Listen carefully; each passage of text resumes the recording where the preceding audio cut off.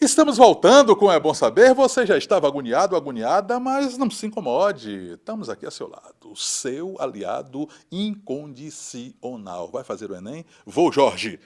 6.500.000 brasileiros vão fazer. Mas eu vou pontuar muitíssimo bem. Quem tem um amigo como É Bom Saber, né, tem retaguarda, com certeza. O que é que vem de lá? Vem daqui uma interaula mastigadíssima, preparada com muito amor, com muito carinho, para você arrebentar. Professor Lucas e professor Elísio Brasileiro dando um show. Veja o assunto.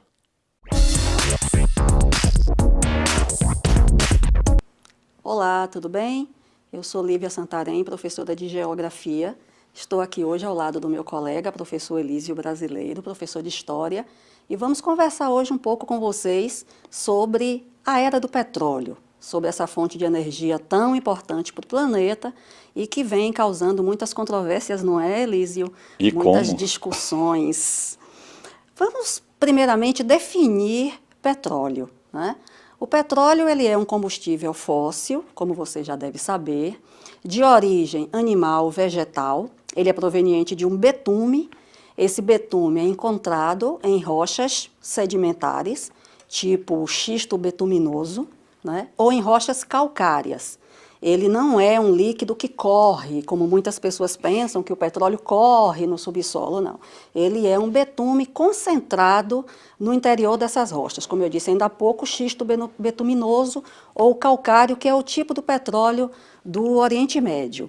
Ele é considerado um hidrocarboneto, porque ele tem moléculas de hidrogênio e carbono, a sua formação química, muito embora a definição exata da composição do petróleo, ela não existe, porque são vários integrantes encontrados na formação do petróleo.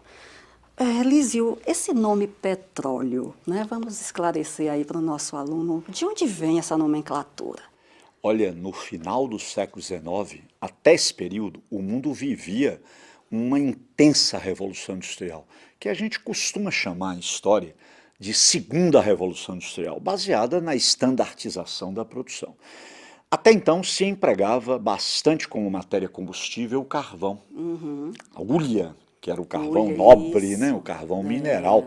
Acontece que na metade do século XIX inventa-se o motor, cuja combustão se fazia à base do petróleo. Até então, o petróleo passava quase que despercebido, mas em razão da necessidade capitalista industrial do mundo, o petróleo passou a ser a bola da vez. O que vai acontecer?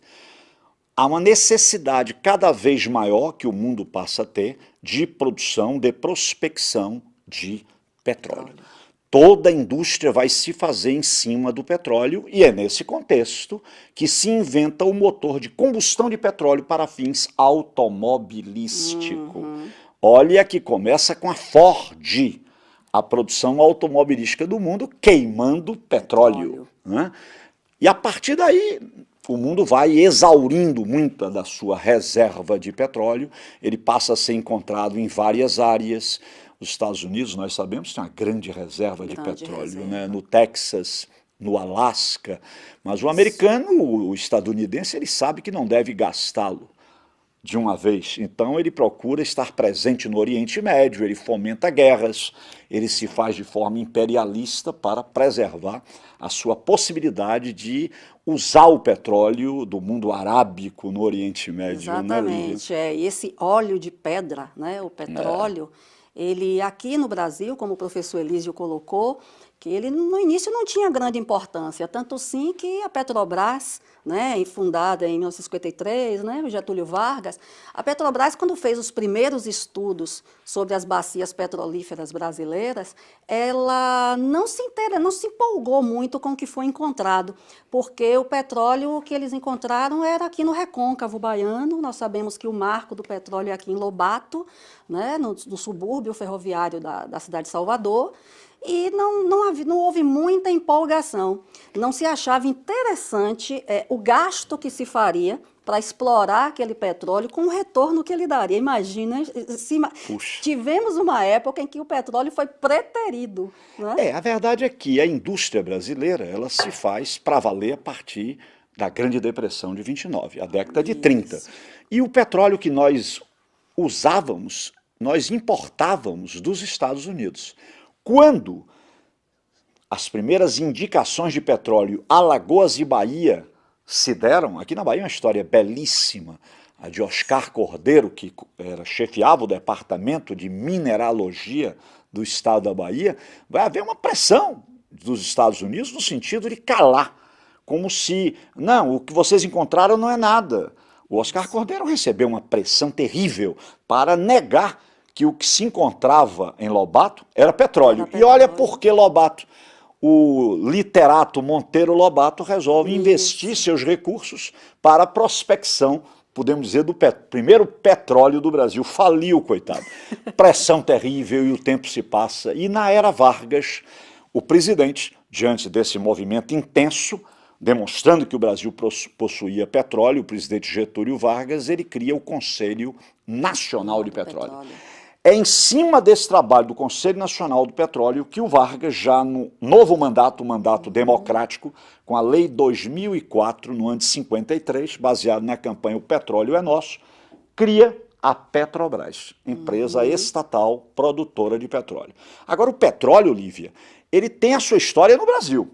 Exatamente. Mas ele tem sua história no mundo. Por exemplo, em 1973, isso é uma data, marco, 1973, o mundo árabe, para pressionar Israel, que vinha com o apoio do mundo capitalista europeu e estadunidense, aumenta, triplica o preço do barril de petróleo, de 3 dólares para 10 dólares. O mundo capitalista entrou em colapso praticamente. Naquele momento, estávamos em plena ditadura militar. E o que acontece? O ditador Geisel, vendo as coisas acontecerem, o Brasil precisando fazer racionamento de petróleo, ele resolve investir em meios alternativos. É quando o Brasil constitui, juntamente com o Paraguai, a Itaipu, empresa binacional.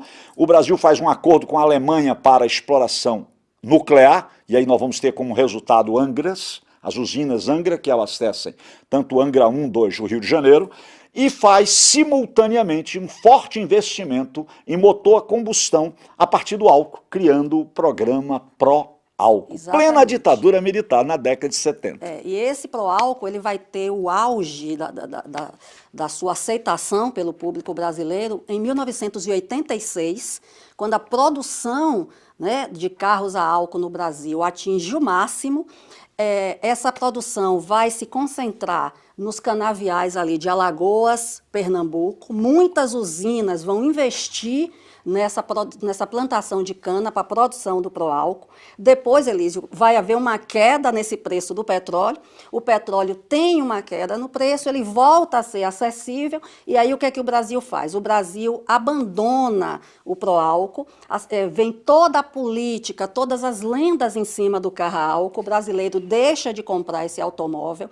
Isso vai gerar falência nas usinas de cana-de-açúcar da zona da Mata Nordestina, o que hoje causou um problema social incrível naquela área, de sem terras, de produtores, de cortadores de cana que ficaram completamente desempregados, usinas fechadas, falidas. E agora a gente tem, nessa década em que nós estamos vivendo, a gente tem, com o surgimento do carro flex, né, a gente tem o retorno novamente dessa energia alternativa. Agora não só com a cana, mas chegando com o milho, que vai ser um substituto na entre-safra da cana-de-açúcar, não é? Chegando com o amendoim, que inclusive chegou a ser testado por diesel, né? De onde vem o criador do motor a diesel. Ele chegou a usar o óleo de amendoim.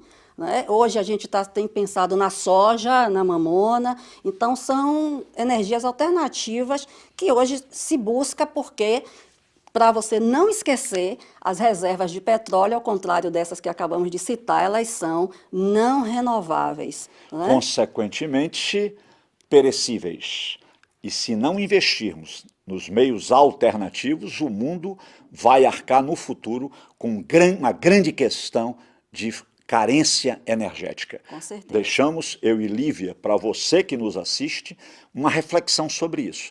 É possível preservar o meio ambiente investindo em vias alternativas energéticas? Com certeza. Reflita, produza, investigue, e é isso que a gente quer que você faça, cara. E aproveitando essa pergunta do Elísio, busque a questão se é tão interessante assim a exploração desse pré-sal, não é? Se a gente não tem alternativas muito melhores do que investir em algo que já está, pelo menos, ecologicamente condenado. Estude, reflita, busque mais informações. Um grande beijo para você. Movimentos sociais, viu que aula? Olha bem, dificilmente você vai ter este assunto nos livros didáticos, não é? Com essa dinâmica, porque os movimentos sociais têm uma dinâmica enorme, e é difícil de aprender, não é? E registrar isso no papel. Mas como nós temos aqui todas as ferramentas para flagrar o instante, você tem uma aula que em outros lugares do Brasil você não terá de forma alguma. Isso é bom saber, e é todo seu. E agora o momento da palavra. Palavra é show, e é show mais ainda quando é a palavra de Ferreira Goulart. Galo, galo, se ligue.